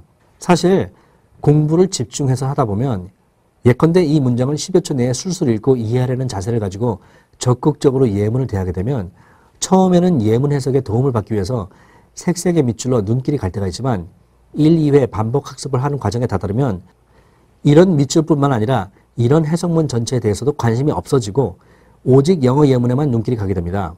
따라서 책갈피를 사용하는 것도 금방 필요가 없어질 것입니다. 공부할 때면 당연히 사전을 찾는 것으로 생각하는 사람들이 있는데 절대 그렇지 않습니다. 진짜 사전이 필요한 시점은 자신이 영어를 어느 정도 할 수 있는 상태에서 사용하는 단어에 대한 뜻을 더 정확히 알고자 할 때입니다. 여러분이 국어사전을 필요로 했던 게 언제였던가를 생각해 보시면 쉽게 이해되실 겁니다.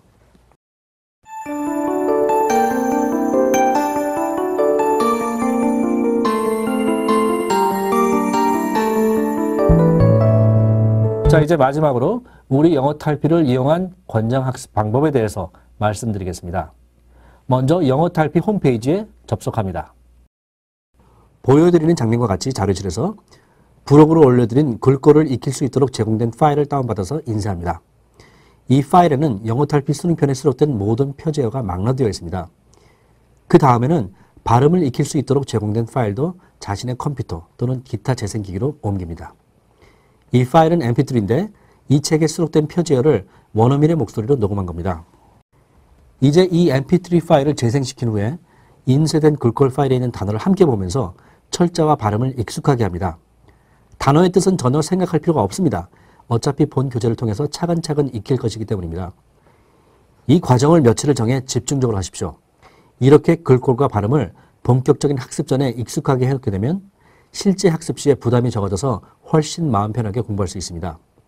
영어 단어가 한국어 단어에 비해 익힐 때 부담이 되는 것은 영어 단어의 글꼴과 발음에서 오는 이질감 때문입니다. 여러분은 TV에서 luxury, mission, survival 이런 말을 많이 들으셨을 겁니다. 이 때문에 여러분은 이런 단어에 대해서 정확한 뜻은 잘 모르더라도 발음만큼은 익숙해져 있습니다. 아무튼 뜻은 몰라도 발음은 익숙해져 있는 상태에서 이렇게 luxury의 뜻을 보게 되면 아, luxury가 호화로운이라는 말이었구나 라고 단번에 이해가 됩니다.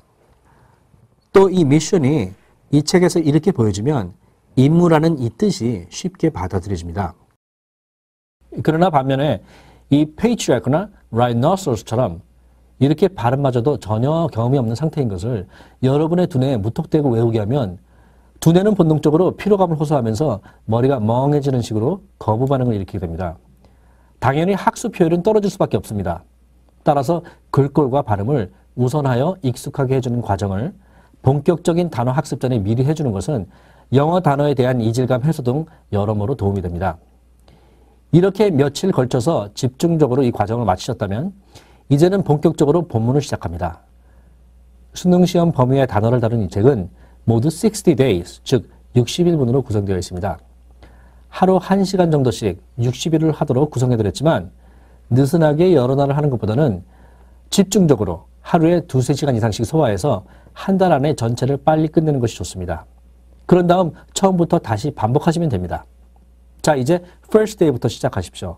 보시다시피 모든 단어는 그 뜻이 오로지 하나밖에 없습니다. 따라서 단어의 뜻을 익히는 데는 부담이 없습니다. 헷갈릴 일이 없는 거죠. 우선 표제어를 봅니다. 그리고 뜻을 봅니다. 그리고는 예문을 해석해 봅니다. 다만 예문을 해석하는데 한 문장당 10여 초 이상을 넘기지 마십시오. 한국어 독서를 한다는 마음으로 예문을 역순으로 왔다 갔다 하지 말고 쓰여진 순서 그대로 순차적으로 읽고 그 뜻이 무엇인지만 이해하시고 곧장 다음 단어와 문장으로 넘어가십시오. 절대로 한 문장에서 눈을 꽂고 멈춰있지 않길 바랍니다. 잘 모르는 문법 구조나 단어들은 다음 문장, 또 다다음 문장, 또 그 다다음 문장을 공부하는 속에서 반복적으로 익혀지게 됩니다. 게다가 전체를 끝까지 끝내면 다시 처음으로 시작했던 곳에서 반복이 되기 때문에 한 곳에서 우두커니 머무를 이유가 없는 겁니다.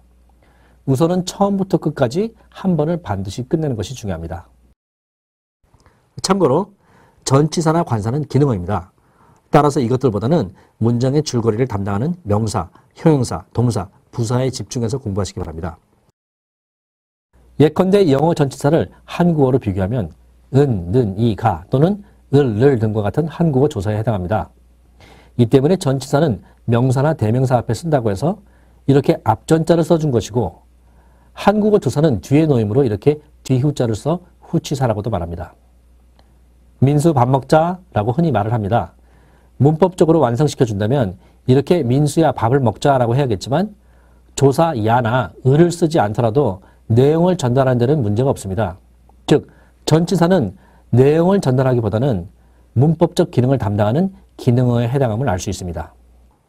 예컨대 엠넷에서 인기리에 방송 중인 슈퍼스타 K에 나오는 미국인이 한국어를 하는 모습을 통해서도 이러한 현상은 쉽게 볼 수 있습니다. 자, 이 외국인이 한국어를 어떻게 하는지 들어봅시다. 나 뉴욕에서 왔습니다. 한국말 잘하시네요. 나 19살인데요. 오늘 나 두 곡을 준비가 했습니다. 네. 이렇게 말했습니다. 나 뉴욕에서 왔습니다. 나 19살인데요. 오늘 나 두 곡을 준비가 했습니다. 맞게 말한다면 나는 뉴욕에서 왔습니다. 나는 19살인데요. 오늘 나는 두 곡을 준비했습니다. 그렇습니다. 대략 1년 정도 한국어를 배운 듯한 이 미국인 청년은 여기 이렇게 주격조사 는을 모두 빼먹고 있고 더군다나 준비를 이라고 목적격 조사에 늘을 써야 하는 곳에는 주격조사 가를 쓰는 실수를 범하고 있습니다. 그런데도 이렇게 틀리면서도 한국어를 어느 정도 하는 걸 보면 사실 여러분의 입장에서는 이 정도 하는 것도 부럽지 않습니까? 이 미국인 청년은 아직은 문법적으로 그리고 조사와 같은 기능어 사용은 조금 어눌해도 머지않아 다양한 문장을 대하고 또 다른 많은 사람들과 대화를 하는 속에서 이런 조사까지도 완벽하게 할 수 있는 실력을 갖추게 될 겁니다. 아무튼 영어의 전치사에 해당하는 한국어 조사는 그것이 익혀지는 과정도 실수를 체험하면서 점차 완전해지는 것을 알 수 있습니다. 이런 원리 때문에 갓난아기가 말을 배울 때에도 조사보다는 단순히 명사, 동사, 형사, 부사와 같이 문장의 내용을 전달하는 단어들을 먼저 하고 이렇게 계속하는 과정에서 많은 시행착오를 거친 후에 비로소 이들 조사들까지 완전하게 사용할 수 있는 능력이 생기게 되는 겁니다. 또 저처럼 이민을 가서 영어를 익힌 사람도 기능어인 관사나 전치사를 처음부터 완전하게 잘 사용한 것이 아니라 틀림을 경험하는 과정을 통해서 점차 완전하게 사용하는 능력이 길러졌던 것입니다. 따라서 단번에 문장 전체를 외우려 한다거나 전치사나 관사까지 완전하게 내 것으로 만들겠다는 욕심으로 한 문장에 눈을 꽂은 채로 다음 문장으로 넘어가지 못하는 것은 첫째, 여러분이 어렸을 때 한국어 조사를 단번에 모두 익힌 것이 아니었고 또 제가 이민을 가서 단 한 번에 관사나 전치사를 익힌 것이 아니었다는 점에서 익혀지는 원리에 전혀 맞지 않습니다. 둘째, 앞서 말씀드린 바와 같이 전치사나 관사는 이 책에 수록된 문장들을 읽어가는 과정에서 수없이 반복적으로 등장하게 됩니다. 즉, 전치사나 관사는 그 뜻을 외울 문제가 아니라 이들 전치사나 관사가 어떤 상황에서 어떤 식으로 쓰여지는지를 수많은 문장을 경험함을 통해서 그 일정한 규칙성을 찾아 여러분의 두뇌에 체계화시키는 것이 중요한 겁니다. 아무튼 다시 말씀드리지만 전치사나 관사에 집중하지 마시고 항상 내용어인 명사, 형용사, 동사, 부사에 집중하시면서 이들 내용어들이 어떻게 서로 짝을 이뤄 동반하고 상호작용을 하는지 집중하시면서 독서하듯이 술술 다음 문장으로 진행하시기 바랍니다. 이러는 과정에서 자연히 표제어와 그와 짝을 이루는 주변 단어가 무엇인지 그리고 그 표제어가 어떤 어순으로 놓이는지 전치사나 관사와 같은 기능어의 도움은 어떻게 받는지 등의 정보들이 체계적으로 기억되게 됩니다. 바로 영어 어휘력이 여러분의 두뇌에 형성되기 시작하는 겁니다. 물론 이렇게 표제어와 그와 짝을 이루는 어휘는 상호간 짝 어휘 관계가 됩니다. 이와 같은 하나의 문장을 익히는 과정에서 표제어뿐만이 아니라 이 문장에 등장하는 모든 단어들에 대한 학습이 함께 이루어지는 겁니다. 본래 안 가봤던 길을 처음 갈 때는 멀게 느껴지지만 한 번 끝까지 간 후에 두 번째 갈 때는 훨씬 가깝게 느껴지는 법입니다. 따라서 이 책을 우선 한 번이라도 끝까지 독파하는 것이 중요합니다. 공부하는데 역효과를 주는 요소를 최대한 없앴고 두뇌 친화적으로 구성해드렸기 때문에 전혀 어렵지 않습니다. 부담 없이 시작하십시오. 자, 이와 같이 3개월에서 6개월 정도를 하셨다면 이제는 수록 예문 전체가 녹음된 이 mp3 파일을 다운로드 하십시오. 그리고 책을 보면서 함께 하시든지 또는 mp3만 재생시킨 상태에서 듣고 따라 하십시오. 따라할 때는 성대모사를 한다는 마음으로 하십시오. 모든 출발은 모방에서부터 시작됩니다. 이미 책을 통해서 예문들은 여러 차례 봤기 때문에 mp3 파일에서 들려오는 예문의 해석이 순차적으로 이해가 될 것입니다. 단어를 내 것으로 하는 능력과 영어 문장을 미국인처럼 순차적으로 빠르게 읽고 해석하는 능력에서 이제는 듣고 말하는 능력으로까지 발전됨을 경험하시게 될 겁니다. 물론 이 mp3 파일과 병행하는 단계는 여러분이 얼마만큼 집중적으로 공부를 했느냐에 따라서 사람마다 다소 편차가 있을 것이므로 그 시작 시점은 여러분 스스로 결정하시면 됩니다. 자, 어떠세요? 공부하는 방법 어렵지 않겠죠? 걱정 마세요. 공부가 한결 편할 것입니다. 이번에 제공해드리는 영어 탈피는 영어 읽기, 듣기, 말하기, 쓰기를 위해 꼭 필요한 기초 어휘력을 탄탄히 마련시켜드리기 위한 겁니다. 물론 이 교재 하나만으로 영어를 미국인과 똑같이 할 수 있을 정도의 실력이 생길 수는 없습니다. 그러나 분명한 것은 영어에 대한 공포심을 일거에 날려버릴 수 있을 만큼 영어가 친숙하게 느껴질 것이고 미국인을 만나든 시험지에서 지문을 대하든 듣기 시험을 치르든 자신감 있게 대응할 수 있는 능력이 생길 겁니다. 이 교재를 끝낸 후 다음으로 해야 할 일은 자유자재로 읽고 듣고 말하고 쓰는 단계로 완전히 진화하는 과정입니다. 간단히 말씀드리면 읽기 능력의 완전한 완성을 위해서는 영어로 된 수많은 읽을거리를 찾아서 독서하는 겁니다. 또 듣기와 말하기 능력을 완전히 하기 위해서는 영어로 된 애니메이션에서부터 뉴스와 다큐멘터리, 영화, 드라마, 시트콤, 토크쇼 같은 것을 보고 듣고 따라하는 겁니다. 여기에 기회가 된다면 영어를 쓰는 원어민들과 친구가 되어 듣고 말하기의 시행착오를 몸소 체험하는 겁니다. 물론 1년쯤 어학연수를 다녀오는 것도 좋은 방법입니다. 그러나 이 모든 단계를 할 수 있기 위해서는 먼저 우리 연구소가 제공해드리는 영어 탈피를 통해서 어휘력의 기초를 탄탄히 다져놓는 것이 가장 중요합니다. 한국어든 영어든 문법을 자기 것으로 하는 데는 사실상 2년이면 충분합니다. 오히려 평생 동안 완성하지 못하는 것은 바로 문법이 아니라 단어입니다. 한국어 단어도 예전에 알고 있었어도 잘 안 쓰면 잊어먹습니다. 또 전문 용어의 경우에도 그 계통에 있는 사람이 아니라면 잘 모릅니다. 이번에 소개해드린 영어 탈피 수능편은 수능 시험을 치르고자 하는 학생들 그리고 이른바 영어에 한 맺힌 일반인들을 위한 입문용 교재입니다. 따라서 좀 더 수준 있는 영어 실력을 갖추고 싶거나 정말 미국인처럼 영어를 완벽히 하시고자 하는 분들은 본인이 중고등 학생이든 일반인이든 영어 탈피 수능편을 끝나셨다면 곧장 조금 더 고급 단계인 영어 탈피 토익 토플 편을 활용하시기 바랍니다. 물론 이 토익, 토플 대비형 단계에서는 앞서 말씀드린 바와 같이 많은 독서, 많은 시청, 그리고 많은 원어민 만남도 꼭 병행하시기 바랍니다. 끝으로 누차 설명드렸듯이 인간에게 언어가 익혀지는 것은 어떤 우연에 의한 것이 아니라 그렇게 될 수밖에 없는 필연적인 원리가 작동하기 때문입니다.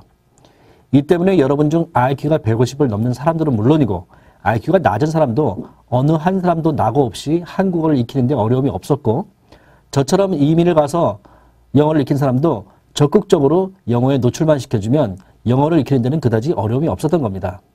따라서 세상의 어떤 언어든 그 언어가 익혀지는 원리에 순응해서 정상적으로 익힌다면 2년 전후면 정복이 가능합니다. 저에게는 수만 개가 넘는 영어 어휘력이 잘 길러져 있습니다. 그리고 이것을 재건설을 하는데 고작 몇 년 걸리지 않았습니다. 만약 제가 여러분이 단어 외우는 식으로 또 영어 문법을 학교에서처럼 이론으로 공부했다면 절대 불가능했을 일입니다. 제가 천재여서 이민 2년 만에 영어가 능통해졌을까요? 또 이민 간 사람 중에서 저만 능통해진 걸까요? 또 단순히 미국을 갔기에? 아니면 어렸을 때 시작해서 그랬을까요? 저는 중학교 1학년 첫 학기 3개월만을 다니다가 이민을 갔고 영어 교육이라면 그때 처음으로 시작했는데 절대 어린 나이가 아닙니다. 또 대학교 때 미국 온 사람들도 2년 전후면 어지간한 수준의 영어가 모두 됩니다. 즉 시작한 나이의 문제도 아닌 겁니다. 결국 영어가 수학이나 물리처럼 어려워서가 아니라 공부하는 방법에 치명적인 문제가 있었기 때문이라는 사실을 다시 한번 강조드립니다. 서양인들이 가장 배우기 어려운 말로 아랍어와 함께 한국어를 뽑았습니다. 그런데도 불구하고 KBS 미수다에 나온 서양인들은 불과 1년도 안 되어 상당한 수준의 한국어를 해냅니다. 그 어렵다던 한국어도 잘도 해내는데 세계 1위의 IQ를 자랑하는 한국인인 여러분이 영어를 할 수 없다는 게 말이 되겠습니까? 영어로 말할 수 있다면 당연히 시험 점수도 높게 받을 수 있습니다. 그러나 그간의 우리 영어 교육에서는 말이 되는 영어 없이 시험을 위한 죽은 영어만 있었습니다. 저는 여러분께 우리 교재를 억지로 권하지는 않겠습니다. 언제나 판단은 여러분의 몫이니까요. 다만 부탁컨대 시험 점수를 높게 받기 위해서든 또는 진짜 말하기 영어를 제대로 배우기 위해서든 인간에게 언어가 익혀지는 근본 원리를 정면으로 역행하고 있고 언어학적 근거가 전혀 없는 그간의 모든 방법들은 이제 제발 멈추시길 바랍니다. 마지막으로 아기들은 여러모로 여러분보다 훨씬 미숙합니다. 그런데도 생후 2년 정도면 누구나 말을 배워야 합니다. 인간의 생존에 있어서 가장 중요한 것이 언어를 익히는 것이기 때문에 아기들은 절실한 마음으로 집중하고 끊임없이 노력하는 것입니다. 그러나 과연 여러분은 이 아기들만큼이라도 노력을 했습니까? 제가 살았던 LA에는 대략 50만 명의 한국인들이 살고 있습니다. 이들 중에는 10년을 미국에서 살아도 영어가 안 되는 사람들이 많습니다. 그들은 코리아타운에서 한국인들하고만 어울릴 뿐 영어 어휘력이 생길 수 있도록 하는 환경 조성을 위해서 적극적으로 노력하지 않기 때문에 어휘력이 생기지 않는 겁니다. 어휘력이 없으니 당연히 말을 할 수도 없게 되는 것이죠. 부뚜막에 소금도 집어넣어야 짜다라는 속담이 있습니다. 공부는 자기 스스로 하는 겁니다. 저희가 아무리 좋은 교재를 제공해드려도 여러분 스스로 노력하지 않으면 절대로 자기 것이 될 수 없다는 말을 마지막으로 드리면서 이만 마치겠습니다. 오랜 시간 경청해 주셔서 감사합니다. 지금까지 우공이산 외국어연구소 책임연구원 크리스토퍼 존이었습니다. 여러분 행운을 빕니다. I wish you much luck and success.